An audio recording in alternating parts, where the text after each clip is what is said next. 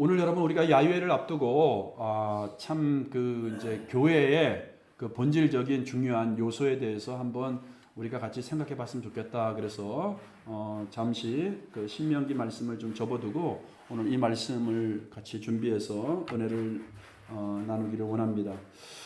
우리가 잘 알고 있는 이 말씀은 여러분 오순절날 우리가 지금 수요일날 그 레위기 벌써 23장을 지난 수요일날 우리가 공부했거든요. 그 레위기 23장에서 우리가 7대 절기를 지금 이렇게 공부하고 있는데 특별히 그 7대 절기 중에서 이제 맥주절 혹은 오순절 77절이라고, 그러니까 오순절은 여러분 이름이 세 개가 있어요. 맥추절, 그러니까 밀 맥절 쓰죠. 그러니까 밀을 추수하는 맥주절, 그 다음에 이제 또 77절, 초실절부터 7주를 헤아리기 때문에 77절이라도 이렇게 한다고 했습니다. 근데 이 날은 참 굉장히 의미가 깊은 그런 교회 역사에 있어서 또 우리 성도들의 삶과 있어서 굉장히 중요한 그런 사건이 일어났던 그러한 절기입니다. 그래서 시내산에서 호렙산에서 모세가 십계명을 받은 말씀을 받은 날이 바로 이 오순절이고, 그리고 우리가 오늘 본문에서 잘 아는 것처럼 사도행전에서 바로 오순절날 성령이 강림하신, 그래서 성령이 강림하신 날이 또 오순절입니다. 그러니까 말씀과 성령의 임하는 그러한 절기였다. 참 너무 중요한 절기죠. 그리고 이 오순절날 성령이 강림함으로 인해서 새로운 공동체가 탄생한 겁니다. 그동안 유대인들은 전통적으로 뭡니까? 유대교를 이렇게 신봉하고 자기들이 하나님을 섬겼는데, 바로 오순절날 성령이 강림하심으로 인해서 각 사람들 한 사람 한 사람에게 성령이 임재하시고 성령이 역사하시고 성령이 강권적으로 그들을 사로잡으셔서 그 120명으로부터 시작해서 교회 공동체가 탄생한, 그래서 오순절은 교회의 생일이다. 이렇게도 말씀을 하고 있습니다. 자, 성령이 강림하심으로 인해서 새로운 공동체가 탄생했고요. 교회라는. 그리고 결국 교회는 사람 아니겠습니까? 이 건물이 아니고 그 사람들이 새로운 가치관, 새로운 삶의 어떤 그 행동 양식, 새로운 삶의 변화가 일어났다. 이제 그것을 오늘 본문이 우리들에게 설명을 하고 있습니다. 그래서 오늘 이 시간에 짧게 한 3가지 정도만 우리가 살펴봤으면 좋겠어요. 그러면 성령이 임한 사람들에게 어떤 삶의 변화가 일어났는데 그것이 크게 이제 3가지 정도로 삶의 변화가 일어났다는 것이죠. 그래서 우리도 마찬가지입니다. 우리도 지금 교회 아니겠습니까? 우리도 다 성령의 임재와 우리 안에 성령이 계시기 때문에 예수님을 우리가 주로 고백하는 거고, 그래서 우리들도 오늘 이 말씀을 보면서 초대교회 성도들처럼 우리도 새로운 삶의 가치관을 한번 다시 점검해 볼 수 있는 그런 시간이 됐으면 좋겠습니다. 자, 그들에게 일어난 삶의 첫 번째 변화는 바로 예배라는 것입니다. 초대교회 성도들 2장에 보니까 초대교회 성령을 받은 초대교회 성도들의 모범적인 삶을 쭉 이렇게 나열을 합니다. 그런데 오늘 여러분 46절 보시면 날마다 마음을 같이하여 성전에 모이기를 힘쓰고, 그러니까 모이기를 힘썼다는 거예요. 우리는 여러분 지금 코로나 팬데믹 이후에 사람들이 너무나 지금 뭡니까? 그 이제 온라인 시대로 이렇게 접어들어서 그러지 않아도 많은 사람들이 이렇게 가난한 교회 성도라 그러잖아요. 교회를 안 나가고 자기 나름대로 뭐 인터넷이나 유튜브에서 설교 듣는 것이 예배인 것으로 착각하는 사람들이 많은데, 이 팬데믹 이후로 더 그런 것들이 심화됐습니다. 그러나 초대교회의 특징 중에 하나는 뭐냐면 날마다 마음을 같이하여 성전에 모이기를 힘썼다. 성전에 왜 모였습니까? 모인 이유는 예배드리기 위해서. 예배드리기 위해서 모인 거예요. 예배드리기 위해서. 그리고 47절에도 그런 말씀을 우리가 찾아볼 수 있는데, 하나님을 찬미했다. 여기서 이 하나님을 찬미했다는 것이 바로 워십입니다.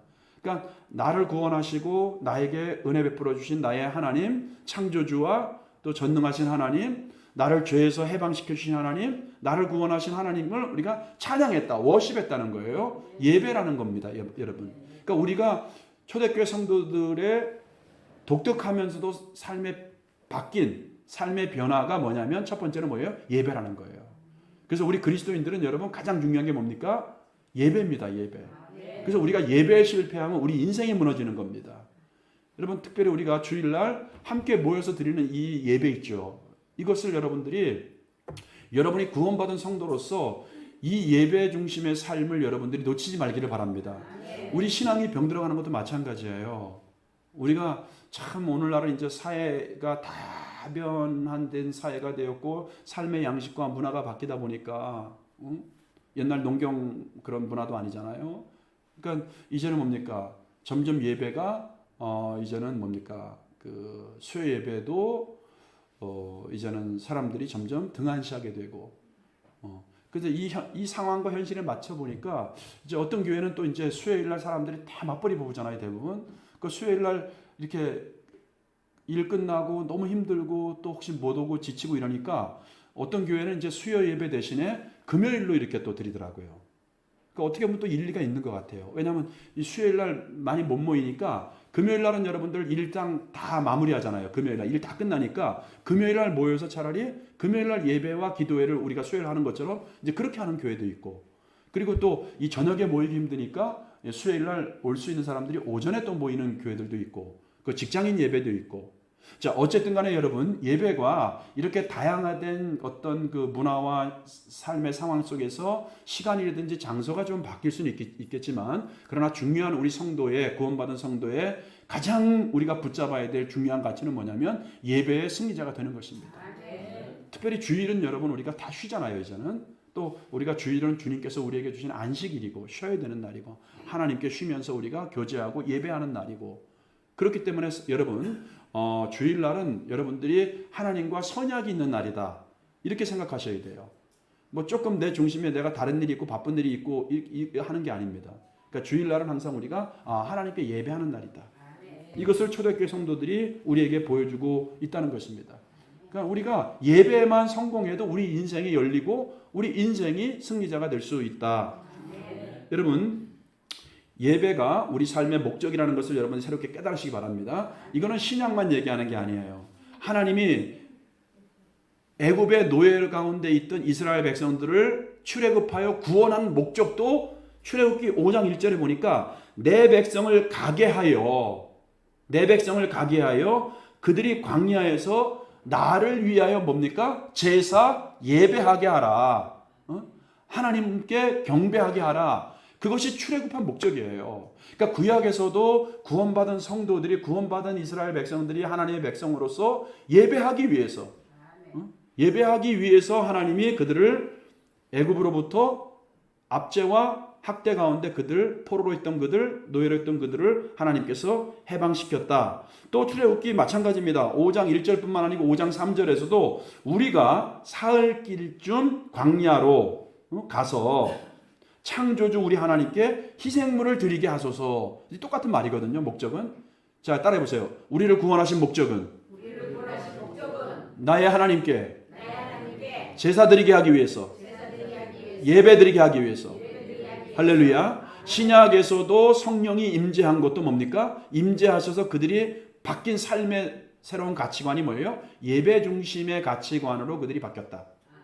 자, 그래서 우리가 주일날 교회에서 여러분들 상황과 형편에 따라서 우리가 이렇게 주중 예배도 마찬가지입니다. 주일도 마찬가지고 예배 시간에 이렇게 우리가 정했으면 여러분들이 그 시간 하나님 앞에 나와서 함께 성도들이 뭡니까? 기도하고 찬양하고 여러분들이 또 교제하고 말씀 나누고 그렇게 예배 중심의 삶을 살아갈 수 있기를 바랍니다. 예배가 식어지지 않기를 바랍니다. 예, 그래서 여러분들 이것이 우리가 첫 번째로 붙잡아야 될 그런 교훈이라는 것입니다. 그리고 두 번째는 여러분, 예배만 중요한 게 아니고 이 두 번째도 굉장히 변화된 성도들의 삶 속에서 중요한 가치관입니다. 그러니까 예배만큼.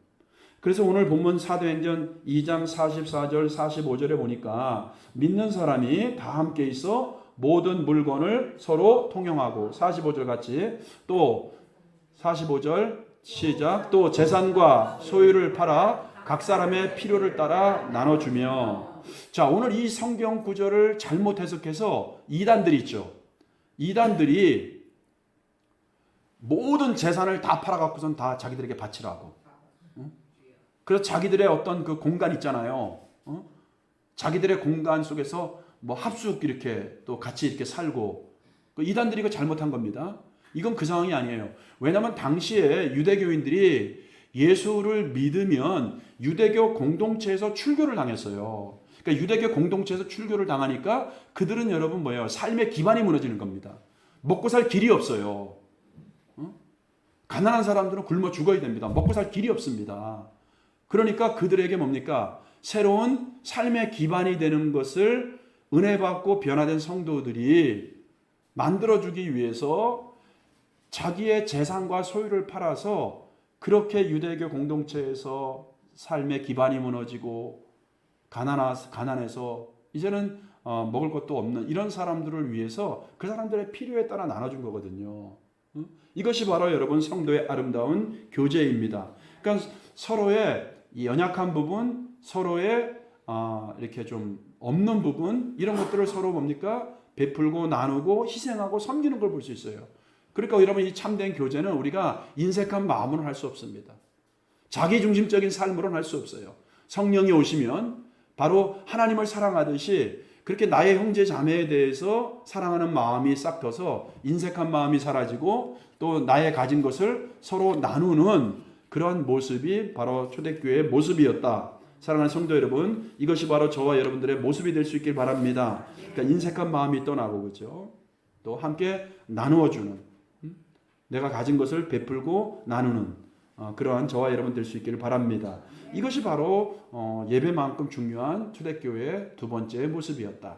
이 풍성하고 아름다운 교제를 말씀하고 있는 것입니다. 그래서 여러분 우리가 사실 교제가 없는 성도의 삶은 있을 수가 없어요. 그렇기 때문에 여러분 옆에 앉아있는 성도가 너무나 소중한 겁니다. 우리 옆 사람에게 당신은 너무 소중한 분입니다. 네, 인사를 제대로 하세요.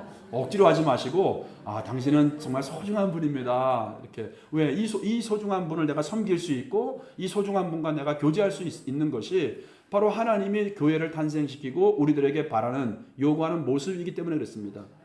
근데 요즘은 여러분 그래서 성도들이 교회들도 많이 변해요. 그래서 이제는 성도들이 이렇게 교제할 수 있도록 이렇게 아주 공간을 그죠? 아름다운 공간들을 확보하잖아요. 그래서 이렇게 이렇게 어떤 이제 교회들 가면은 어떻게 보면은 이렇게 1층에 카페를 너무나 아름답게 잘 꾸몄어요. 잘 꾸며놓고 일반적인 사람들도 거기 와서 이렇게 좀 조금 다른 카페보다는 좀 저렴하게 이렇게 차도 마시고 이렇게 교제할 수 있는 공간. 그러니까 요즘은 이 교제 공간도 굉장히 중요합니다. 그래서 여러분 우리는 이렇게 교제를 통해서 여러분들이 서로 아픔과 상처 보듬어주고 또 말로써 칭찬도 하고 또 권면도 하고 이런 아름다운 교제를 통해서 여러분 서로가 서로를 섬기고 또 그렇게 세워줄 수 있는 그러한 아름다운 모습들이 있기를 바랍니다. 오늘 우리가 여러분 야유회 가는 것도 뭐예요? 이 교제를 위해서 가는 거예요. 교제를 위해 가는 거예요. 이 중에서 어떤 분들은 그래요. 나 거기도 많이 가봤고, 나 알고, 나 좀 힘들고, 안 갈 수 있죠. 근데 뭡니까? 이렇게 함께 동참하고, 함께 이렇게 관계를 나누고, 또 교제하면서 섬기기 위해서 가는 거고, 서로 이렇게 유익한 그런 시간을 위해서 가는 겁니다. 여러분 아름다운 교제가 있기를 축복합니다. 그리고 마지막 세 번째, 오늘 성령 받고 변화된 성도들이 보여주는 또 우리들에게 도전하는 메시지는 뭐냐면 47절 말씀입니다. 한번 읽어볼까요? 시작. 하나님을 찬미하며 또 온 백성에게 칭송을 받으니 주께서 구원받는 사람을 날마다 더하게 하시니라. 자, 그러니까 성령을 받고 또 새롭게 변화된 사람들이 마지막 보여줘야 될 것은 뭐냐면 예배 중심이었다. 또 이렇게 삶을 나누는 교제가 있었다. 마지막 세 번째는 뭐냐면 나의 말과 나의 행실이 예수님의 향기로 예수님의 편지로 드러나는 전도지가 되어야 된다는 거예요. 요즘 여러분 우리가 일반적인 전도는 되지 않는 시대를 살고 있습니다. 옛날에는 교회가 뭔지 복음이 뭔지 모를 때는 50년대, 60년대, 70년대까지 통했어요. 무슨 구호가? 예수 천당 지옥 불신이 통했어요. 모르니까. 근데 지금은 그거 다 알아요. 지금은 그러면 공예다 이러고 오히려 욕먹어요. 오히려 그런 방식이 전도되는 것보다 전도를 막는 어떤 시대를 살고 있어요. 그러니까 이제는 뭡니까? 나의 변화된 모습을 통해서 내가 전도지가 돼야 돼요. 그러니까 여러분들이 내가 성도로서 부끄러운 삶을 살고 있다. 그러면 차라리 여러분 대중들 많은 데 가서 권사님입니다, 뭐 장로님입니다, 목사입니다 이런 말 하지 마세요. 어떤 사람들은 막 그냥 엘리베이터 새치기하고 차 새치기하면서 막 권사 막 그렇게 되고 질서도 안 지키고 예의도 없으면서 백화점 같은 데 가고 또 이런 데 가면은 막 카트기 같은 거 못 갖고 나오는데 엘리베이터 막 끄집어 나오면서 아이고 권사님 전사 이게 여러분 하지 마세요. 여기도 보세요. 변화된 성도들은 뭐냐면 하나님을 찬미했다 그랬죠. 예배했다 그랬죠. 또 그 다음에 하나님과도 교제를 잘했다는 거예요. 예배는 하나님과 교제의 성공자거든요. 그리고 온 백성에게 칭송을 받았대잖아요. 그래서 우리가 이 안에서 예배만이 중요한 예배가 아니에요. 우리가 삶의 예배가 더 중요한 겁니다. 이 삶의 예배를 통해서 나의 변화된 모습을 통해서 사람들이 나는 저분이 믿는 예수가 누굴까? 이렇게 그것이 바로 관계 전도가 이루어지는 거예요. 사랑하는 성도 여러분, 우리 다 연약하고 부족합니다. 그리고 우리의 자아가 끈질깁니다. 고집이 있고 또 탐욕이 있고 욕심이 있고 이기적이고 이게 부패된 우리의 속성이거든요. 근데 예수를 믿고 성령을 받을수록 우리가 뭡니까? 나의 이렇게 모나고 나의 강한 자기와 욕심과 이기심, 혈기 이런 것들이 철저하게 깨지고 부서지는 거예요, 여러분들. 하나님은 여러분 그런 사람들을 쓰시기 위해서 이 신앙생활 여정 가운데 그 사람들을 만드는 과정을 갖고 있는 거예요. 갈고 이런 환경을 저런 환경을 통해서 나를 만들어가고 나를 더 성숙한 사람으로. 그래서 나로 하여금 결국 뭡니까? 온 백성에게 모든 사람들에게 칭송을 받게 하는. 그래서 우리 성도들 다 이런 초대교회 성도들처럼 하나님을 잘 섬기는 예배자. 어떤 일이 있어도 여러분 예배에 성공하시기 바랍니다. 그리고 여러분들 우리가 서로 아름다운 이 풍성한 교제를 통해서 다른 사람들에게 나의 필요를 나눠주고 섬기고 보듬어주고 그리고 또 내 모습이 바로 전도지가 되어서 많은 사람들을 나로 말미암아 예수님께로 인도하는. 그래서 주께서 구원받는 사람을 날마다 더하게 하시니라. 이런 성도들 또 우리 생명샘교회가 이런 교회 되시기를 바랍니다. 우리 함께 기도하겠습니다. 오늘 들은 말씀 붙잡고 하나님 나에게도 초대교회 오순절날 성령을 초대교회 성도들에게 부어주셔서 그들이 이렇게 변화된 것처럼 나도 하나님 성령의 충만함을 주셔서 예배자로 승리하게 하시고 또 이렇게 사람들의 필요를 나눌 수 있는 이기적인 자가 아니라 이타적인 삶을 살아갈 수 있도록 인도해 주시고 결국 이런 것들이 내가 전도지가 될 수 있도록 하나님 함께 해달라고 기도하겠습니다. 아버지 하나님